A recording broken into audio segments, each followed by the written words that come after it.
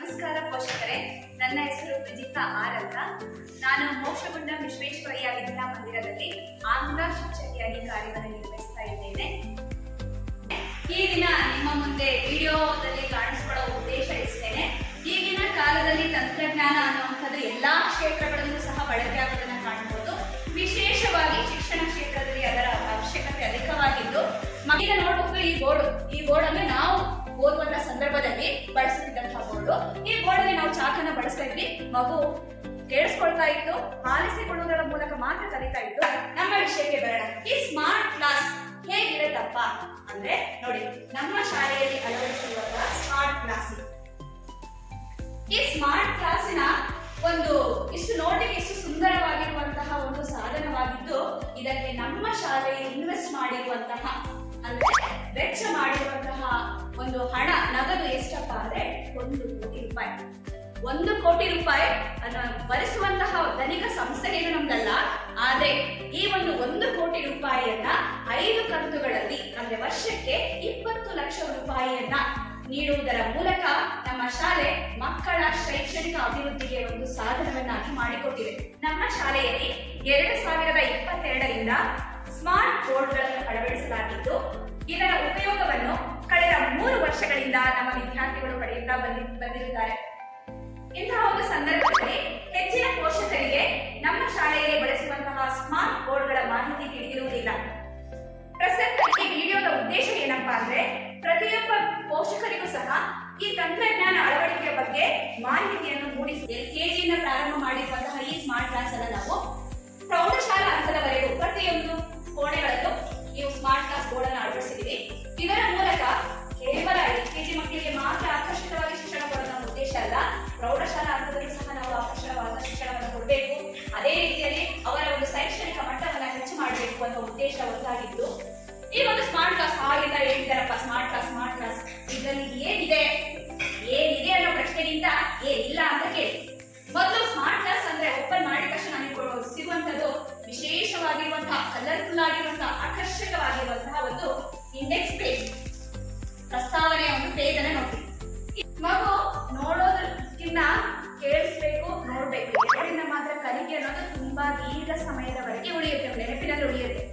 So ಇದೊಂದು smart class ಅನ್ನ ಬಳಸಬೇಕಾದ್ರೆ ಒಂದು ಉದಾಹರಣೆಗೆ ನಾವು ನೋಡೋಣ. ಈಗ ಯಾವ ರೀತಿ ಇದರಲ್ಲಿ ನಾವು ಪೋರ್ಷನ್ಸ್ ಗಳನ್ನ ಆಡ್ ಮಾಡಿದೀವಿ, ಅದನ್ನ ನೋಡ್ಬೇಕಾದ್ರೆ ಮಗು ಯಾವ ರೀತಿ ಆಕರ್ಷಿತವಾಗುತ್ತೆ ಅಂತ ಹೇಳಿ ನೋಡೋಣ. ಇಲ್ಲಿ ನೋಡಿ, ಲೈಬ್ರರಿ ಅಂತ ಇದೆ. ಇದು LKG ಸೆಕ್ಷನ್ಗೆ ನಾವು ನಮ್ಮ ಸಂಸ್ಥೆಯಲ್ಲಿ ಒನ್ ಲರ್ನ್ ಅನ್ನುವಂತಹ ಒಂದು ಸಾಧನವನ್ನ ಬಳಸ್ತಾ ಇದೀವಿ. ಅಂದ್ರೆ ಎಜುಕೇಶನ್ ಮೆಟೀರಿಯಲ್ ಅನ್ನ ಪಠ್ಯಕ್ರಮವನ್ನ ಬಳಸ್ತಾ ಇದೀವಿ. ಇದರಲ್ಲಿ ಫಸ್ಟ್ ಏನ್ ನೋಡ್ಬೋದಪ್ಪ ಅಂದ್ರೆ ಲರ್ನಿಂಗ್ ರೀಡ್ಸ್ ಅನ್ನ ನೋಡ್ಬೋದು. ಅದರಲ್ಲಿ ಮಗು ಪುಸ್ತಕಗಳನ್ನ ತಂದಿದ್ರು ಸಮೇತ, ತರ್ತವೇ ಇದ್ರು ಸಮೇತ ಆ ಪುಸ್ತಕಗಳನ್ನ ಓಪನ್ ಮಾಡ್ರಿ, ಆ ಪೇಜ್ ನಂಬರ್ ತೆಗಿರಿ, ಇಂಥದನ್ನ ಓಪನ್ ಮಾಡಿ ಅಂತ ಹೇಳೋದಕ್ಕೆ ಸ್ವಲ್ಪ ಸಮಯದ ಅವಶ್ಯಕತೆ ಆಗುತ್ತೆ. ಮಗು ಒಂದು ಚಾಪ್ಟರ್ ನ ಓಪನ್ ಮಾಡಿದ ತಕ್ಷಣ EVS ಅಲ್ಲಿ ಪಾರ್ಟ್ಸ್ ಆಫ್ ದ ಬಾಡಿ ಅನ್ನೋದನ್ನ ಹಾಕಿದೀನಿ ನೋಡಿ.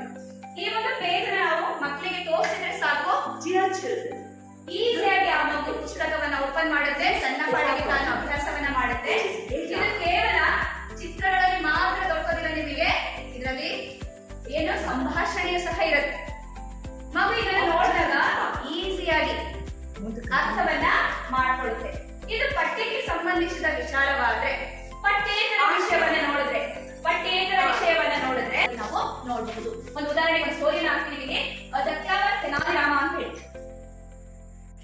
ಇಲ್ಲಿ ನೋಡಿ, ಈಗ ಒಂದು ತೆನಾಲಿ ರಾಮನ ಬುದ್ಧಿವಂತಿಕೆಯನ್ನ ನಾವು ಮಕ್ಕಳಿಗೆ ತಿಳಿಸ್ಬೇಕು. ಸೊ ಆ ಒಂದು ಸಂದರ್ಭದಲ್ಲಿ ಆ ತೆನಾಲಿ ರಾಮ ಹೇಗಿದ್ದಾನೆ, ಅವನು ಯಾವ ರೀತಿ ನಡೀತಾ ಇದ್ದಾನೆ, ಅವರ ಭಾವ ಹೇಗಿದೆ ಅನ್ನೋದನ್ನ ಈಸಿಯಾಗಿ ಮಗು ಅರ್ಥ ಮಾಡ್ಕೊಳುತ್ತೆ. ಆ ಕಥೆ ಏನ್ ಹೇಳುತ್ತೆ ಅನ್ನೋದನ್ನು ಸಹ ಮಗು ಈಸಿಯಾಗಿ ಅರ್ಥ ಮಾಡ್ಕೊಳುತ್ತೆ. ಈಗ ನಾವು ಚಿಕ್ಕ ಮಕ್ಕಳು ಯಾವುದಕ್ಕೆ ಆಸೆ ಪಡ್ತಿದೀವಿ, ಒಂದು ಶಾಲೆಗೆ ಕಳಿಸಿದ್ರೆ ಆ ಮಗು ಒಂದು ಕಥೆಯನ್ನ ಹೇಳ್ಬೇಕು, ಪದ್ಯಗಳನ್ನ ಚಿಕ್ಕದಾಗಿರುವಂತಹ ಪದ್ಯಗಳನ್ನ ಹೇಳ್ಬೇಕು, ರೈಮ್ಸ್ ಗಳನ್ನ ಹೇಳ್ಬೇಕು, ಅದ್ರ ಜೊತೆಗೆ ಭಾವಗಳನ್ನ ತೋರಿಸ್ಬೇಕು. ಆ ತರ ಎಲ್ಲ ಯೋಚನೆ ಮಾಡ್ತೀವಿ. ನಾವು ಹೇಳುವಂತಹ